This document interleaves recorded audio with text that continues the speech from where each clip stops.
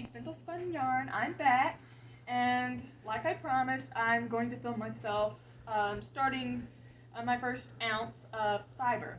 So first of all, I want to measure out exactly an ounce of fiber. And you might notice a little munchkin. That's my son Miles. So now the scale is saying I've got like 1.0 ounces, so I'm just going to break it off. At least I think I'm going to break it off. Maybe if I untwist it. There we go. That's better. Right there. Whoops, that's 1.3. I like to be as exact as possible. Okay, it's 1.1 ounces now. I think it's close enough. That 1/10 of an ounce probably won't make as big a difference. But I want to be as accurate as possible when I measure this so that I don't end up messing up my other 3-ounce skeins of yarn. And honestly, she may not have given me exactly a pound anyway. You know, it could be 1/10 of an ounce off.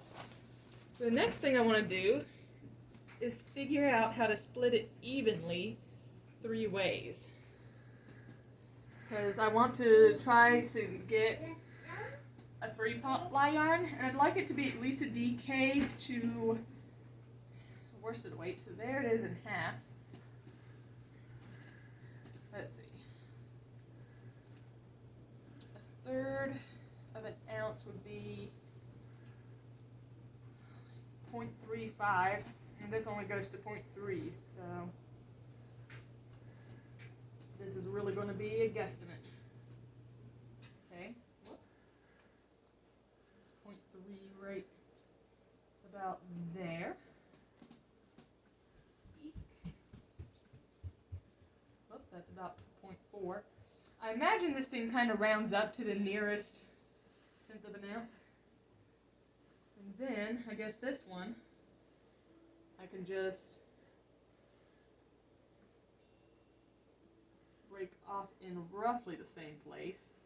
I think I'll break it off closer to here so I get more equal parts. There we go. And that is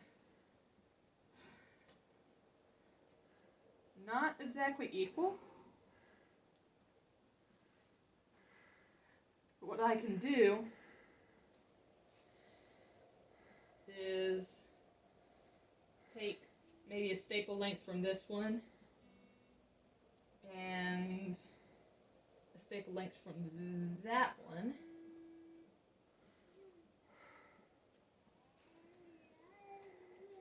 And use it to start this one. So now, I've got to go grab my spindle, which I think I left in my bag. That's fine.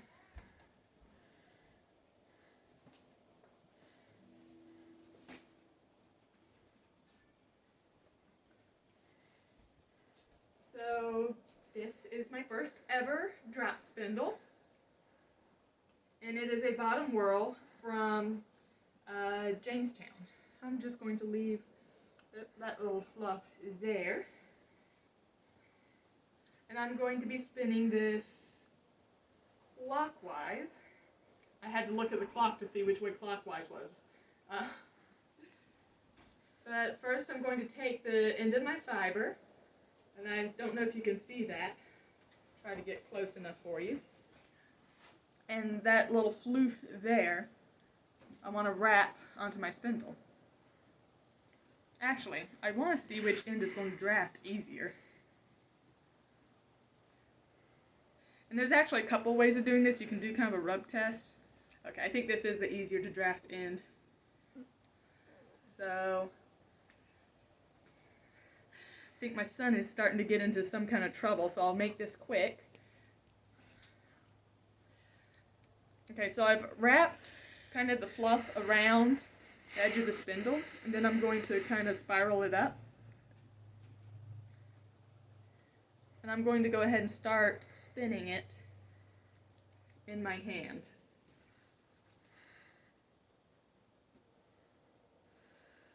Alright, and I'm going to push this down, kind of make a temporary cup. I'm going to start drafting out some.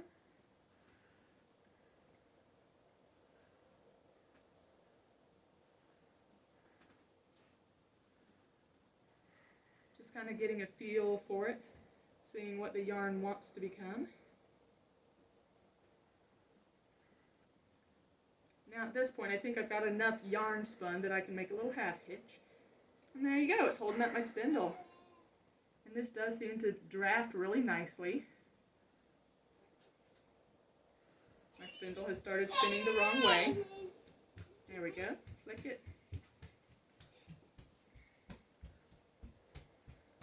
There we go. And there's my son going to try to help me. He loves my spindles.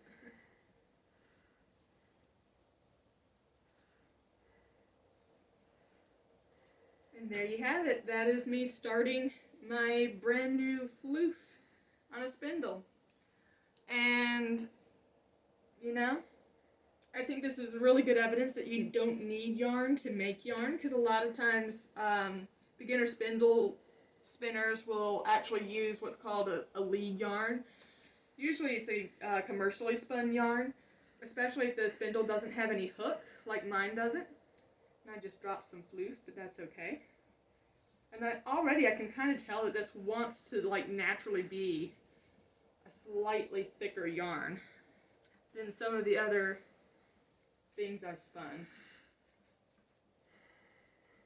And as I feel the yarn, I've actually got a lot of twist in there, but as I release some twist, it's actually a really nice feeling single. I'm going to try to hold this spindle between my feet so it doesn't like get away from me, but my son's got it. That's fine. Yeah, I'm not feeling any like prickliness or itchiness. I think this is going to be something nice to wear next to the skin. And the reason I want to make a 3-ply is I want something that's going to be versatile, that you can, you know, make some socks out of, or knit up a hat, or even a sweater that's like next to the skin. Anyways, I'm just going to do kind of a temporary cop up here for the time being. And then I'll eventually move the cop down some. But this is just kind of a quick and easy way to get myself started here, as my son kicks my legs with great joy in his heart. Toddler life is fun. That's another nice thing about using a spindle, is you can actually walk around and do things and like hold the spindle in one hand and grab your child with the other. Or something to that effect.